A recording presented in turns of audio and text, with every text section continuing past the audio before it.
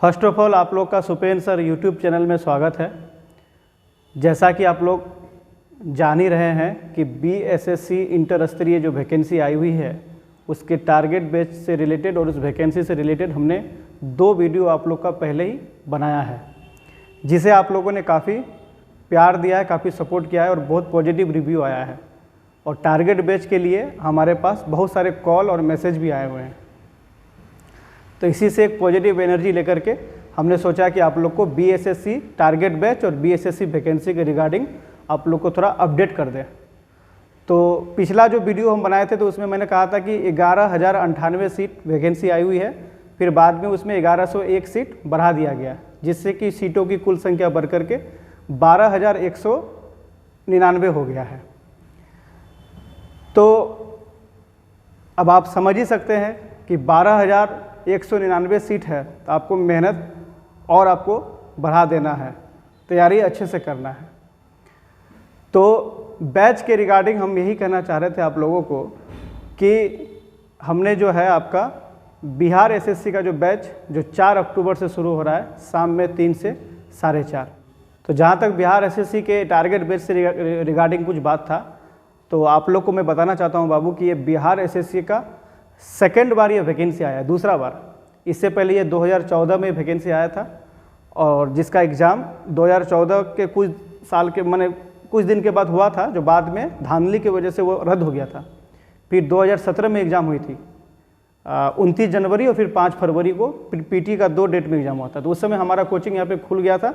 आप लोगों को मालूम ही होगा कि पिछले 8 साल से हम कटिहार में मैथ रीजनिंग पढ़ाते हैं और हम मैथ रीजनिंग के लिए ही जाने जाते हैं। लोग हमको मैथ रीजनिंग बोल करके बहुत लोगों ने हमको प्यार दिया है।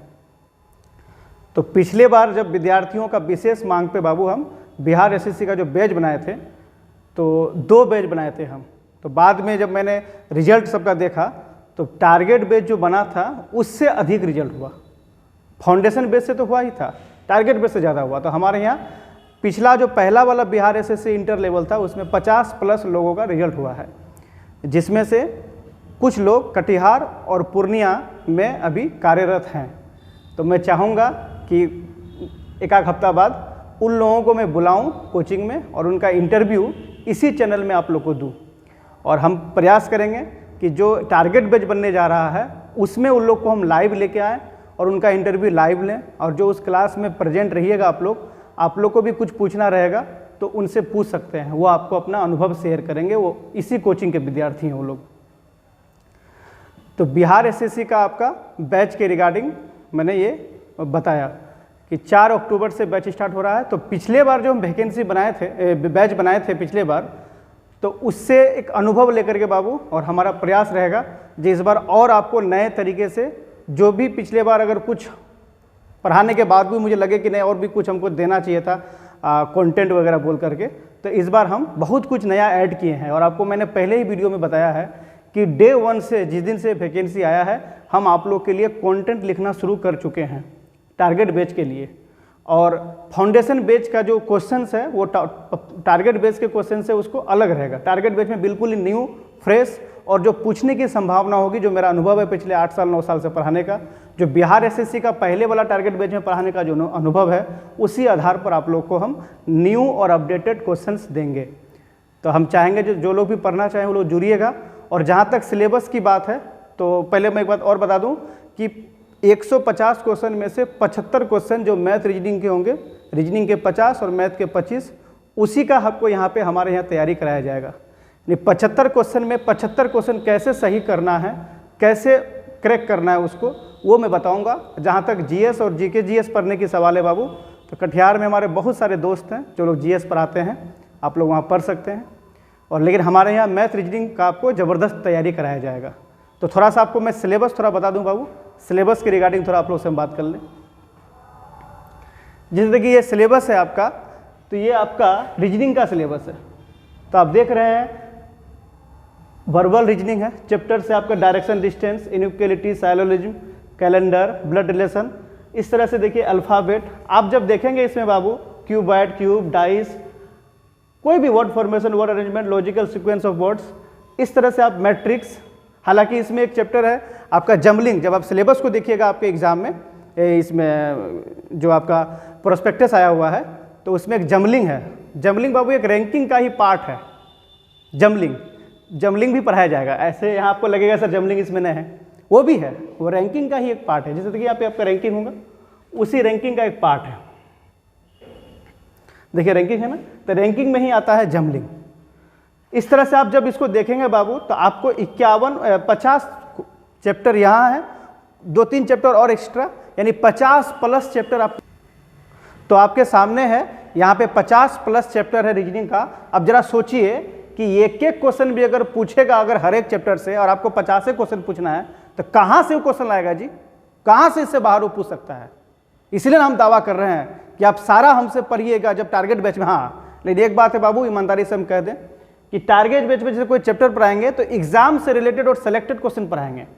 अब पूरा डीपली जैसे होता है, पूरा एकदम जड़ से लेके एकदम पूरा डीपली, तो वो बाबू फाउंडेशन बैच में पढ़ाया जाता है।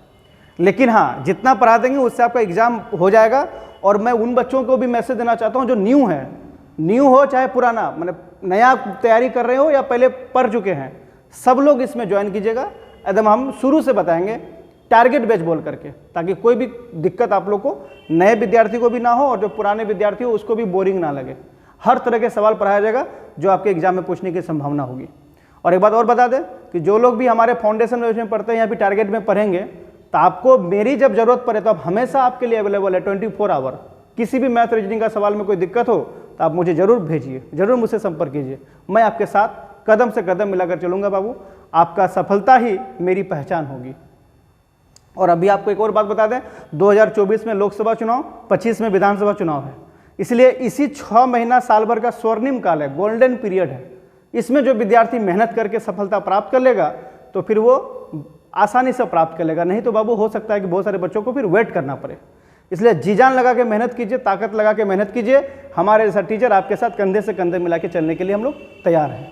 तो ये रीजनिंग का सिलेबस है। इसी तरह से मैथ है, तो मैथ में क्या सिलेबस है? मैथ में नंबर सिस्टम है, अर्थमेटिक है, एडवांस का थोड़ा सा है, जैसे ट्रिग्नोमेट्री, ज्योमेट्री थोड़ा थोड़ा रहेगा बाबू, क्योंकि 10th में आपका ट्रिग्नोमेट्री, ज्योमेट्री सब है। बहुत सारे लोग अफवाह फैलाए हुए हैं कि एडवांस में बिल्कुल नहीं रहेगा, गलत बात है। एडवांस में भी है, कम मात्रा में, सेलेक्टेड है। क्या है वो जब आप क्वेश्चन देखिएगा बीएसएससी का पहले वाला, या फिर एक और आता है सचिवालय सहायक का, उसी से रिलेटेड आपका सिलेबस, उसका भी पहले वाला। तो बीएसएससी में देखा गया है जो 2017 में 29 जनवरी और 5 फरवरी को एग्जाम हुआ था, तो उसमें भी कुछ क्वेश्चंस एडवांस से लिए गए थे। तो देखिए ये रीजनिंग का सिलेबस है आपके सामने देखा गया, 50 प्लस चैप्टर इसमें दिया गया है। और भी जो बचा है, जो आपको लगे कि सर ये चैप्टर ऐड कर दीजिए, तो वो भी मैं पढ़ाऊंगा। और एक और बात बताता हूँ, टारगेट बेस जब भी चलता है तो मैं अपने इच्छा अनुसार कोई चैप्टर नहीं पढ़ाऊंगा। आपको जो भारी लगेगा, जो लगेगा कि सर ये हमको समझ में नहीं आ रहा है, तो सबसे पहले वही चैप्टर पढ़ाया जाता है टारगेट बैच में खास करके।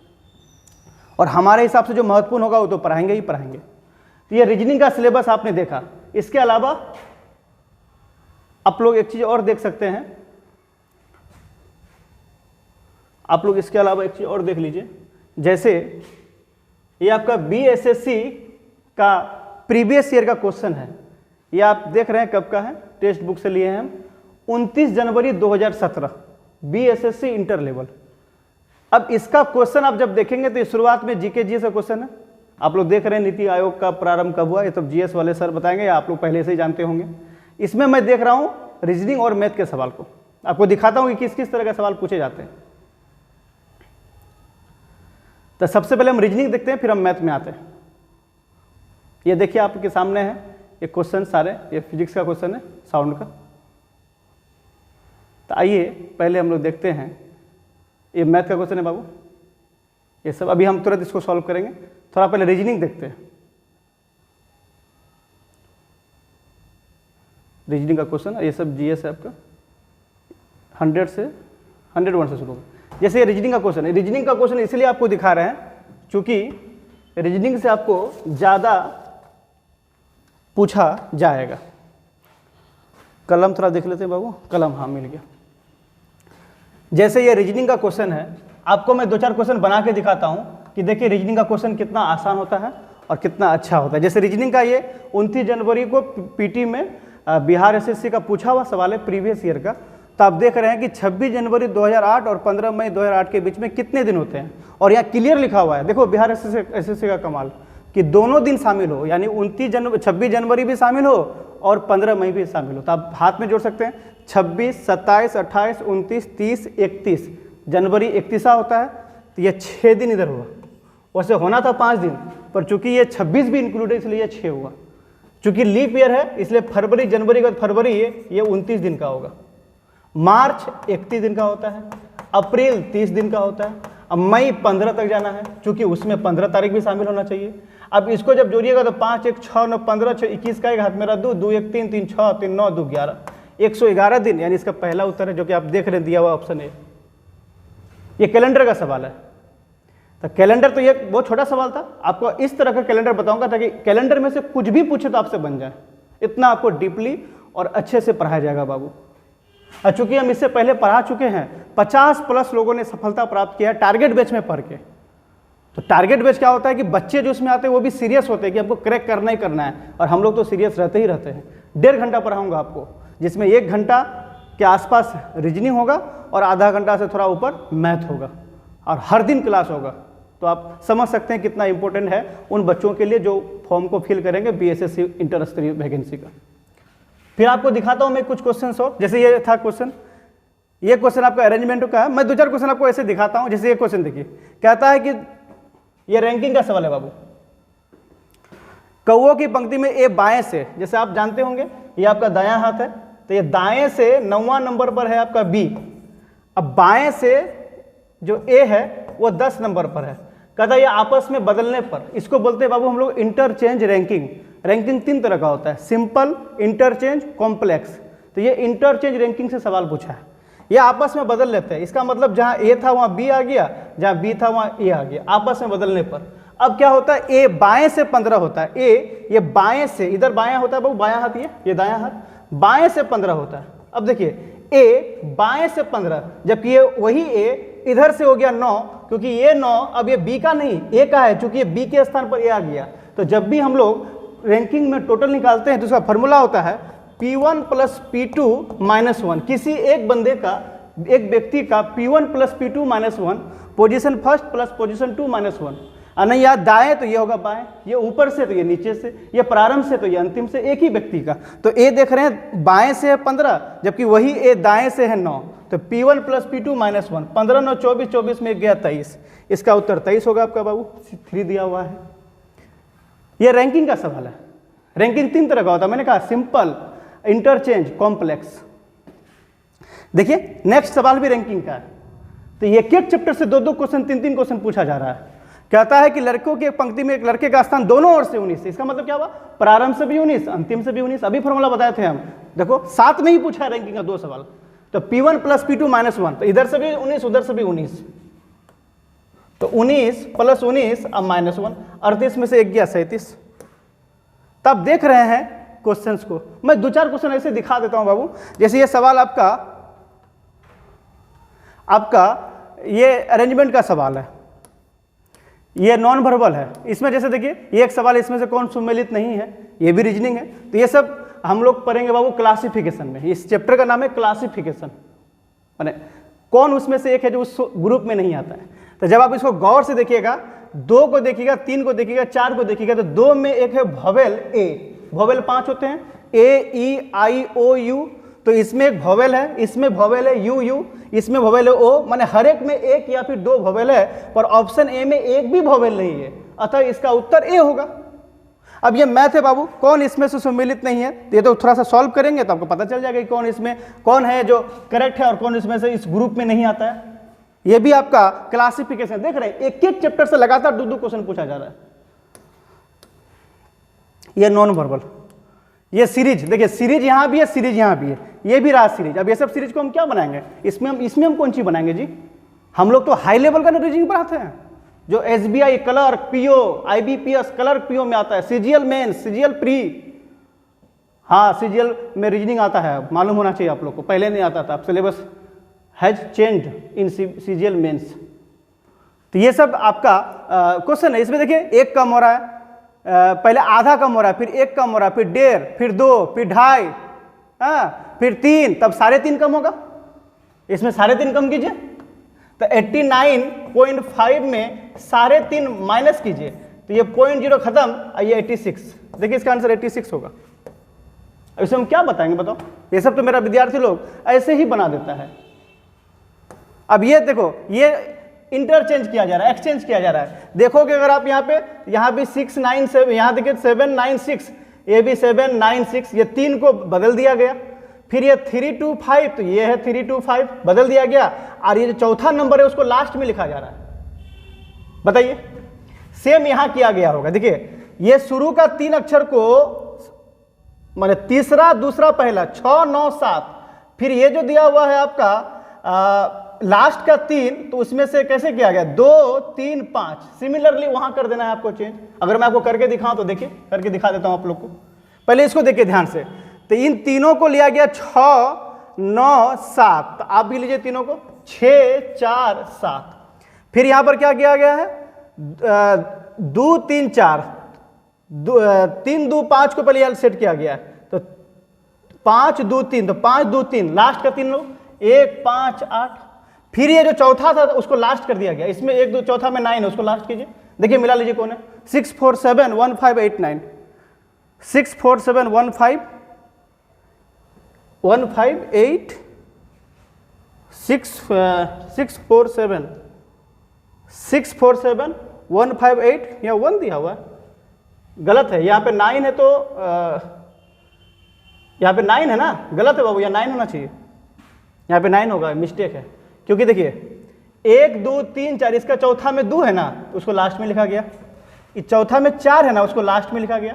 तो इसके चौथे में 9 है, तो लास्ट में 9, और चौथा में अगर 1 होगा तब लास्ट में 1, ये चीज़ है।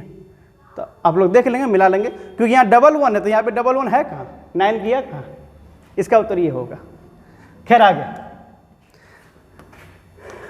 इस तरह का आप देखिए, ये सब सवाल है, ये सब मैं अब क्या बताऊं, ये सब सवाल को अब हम क्या ही बनाएं। तो ये देखिए, जैसे ये रीजनिंग है, तो 8 5 13 3 16 होता है, 9 3 15 9 3 12 2 14 होता है। तो इसमें 2 का अंतर, 8 8 16 4 20, तो 2 का अंतर होगा, तो यहाँ 18 चाहिए।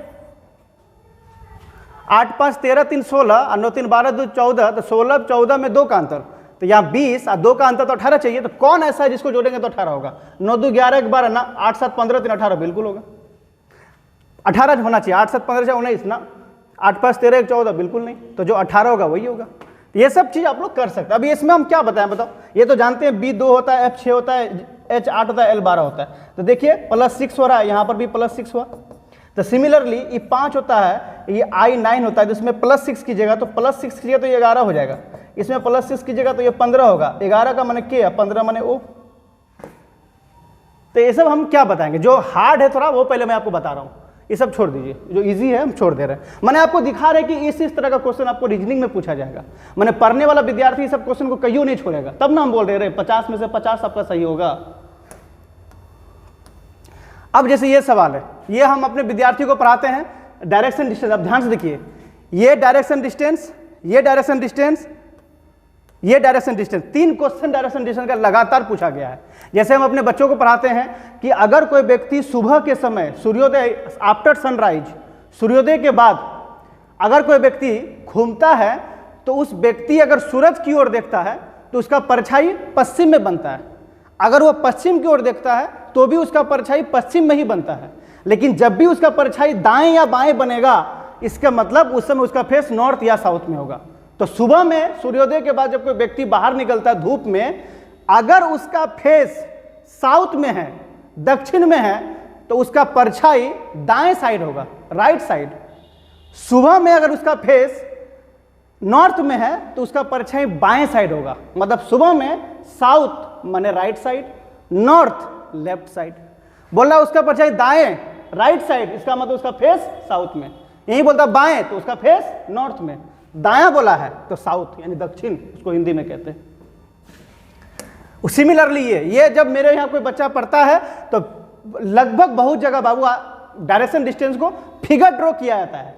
हमारे यहाँ डायरेक्शन डिस्टेंस बिना फिगर ड्रॉ करके बनाया जाएगा, बिना फिगर ड्रॉ करके बनाया जाएगा। जैसे मैं थोड़ा सा आपको बता दूं, जैसे यहाँ कहता है, एक फॉर्मूला मैं अपने विद्यार्थियों को देता हूँ, NESWN, दाएं चलिएगा तो ऐसे चलिएगा, बाएं आना हो तो ऐसे आइएगा। हम थोड़ा बना के दिखाते हैं, बाकी इसका डिटेल डिस्क्रिप्शन बाबू आप लोग जब पढ़ने आओगे तो मैं तो बताऊंगा ही। जैसे एक बंदा उत्तर दिशा में 20 चला, नॉर्थ में 20 चला, फिर बोलता है दाएं मुड़ता है तो नॉर्थ का दाया ईस्ट 30 चलता है, फिर कह रहा है कि वो फिर दाएं मुड़ा तो साउथ 35 चलता है, इसके बाद फिर बाएं मुड़ता है, साउथ का बाया ईस्ट 15 चलता है, और फिर बाएं मुड़ता है, ये नॉर्थ 15 चलता है।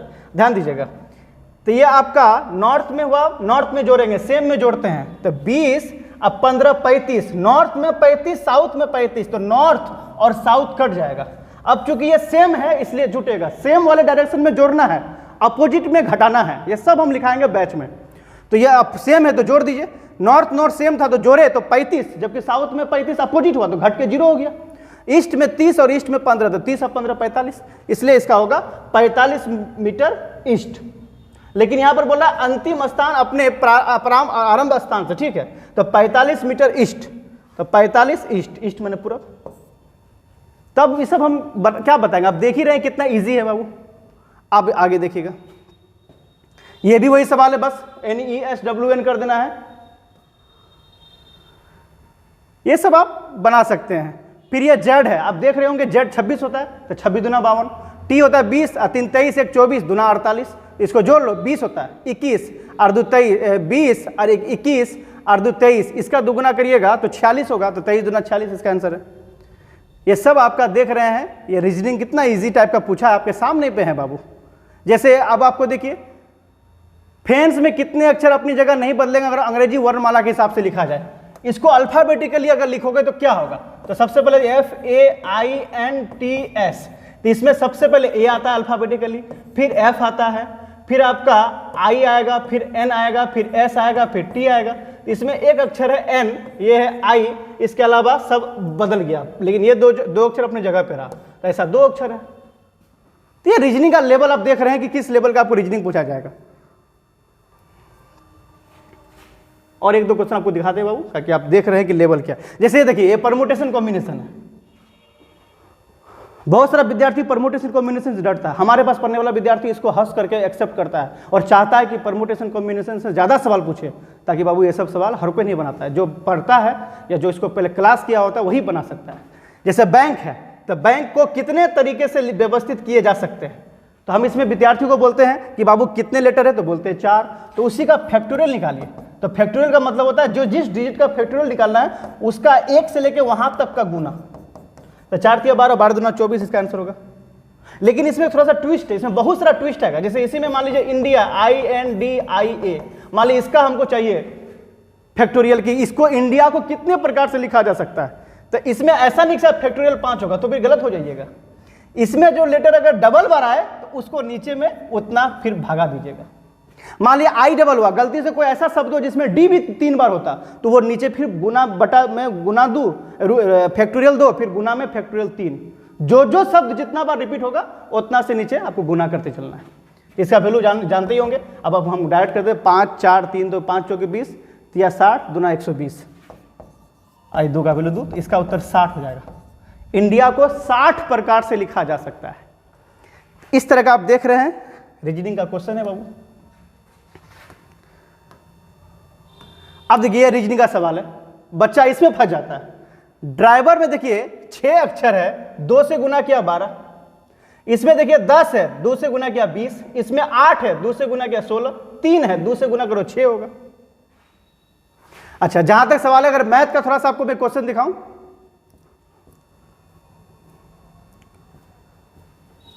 देखिए मैथ का क्वेश्चन,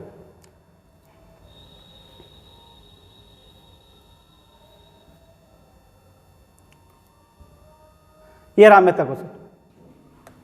क्या बोलते हैं, टाइम एंड वर्क का सवाल है ये, कि इसमें से ए और बी 4 दिन लेते हैं, ए अकेला 12 लेते हैं। सबसे पहले विद्यार्थी को बोलते हैं 4 12 का एलसीएम बताओ, तो 12, तो ए और बी, तो ए और बी लिख लीजिए, फिर बी ए, तो ए लिख लीजिए, 12 4 3, 12 को 4 से भगा दीजिए 3, 12 को 12 से भगा दीजिए 1। अब बाबू 3 में से ए है 1, तो बी होगा 2।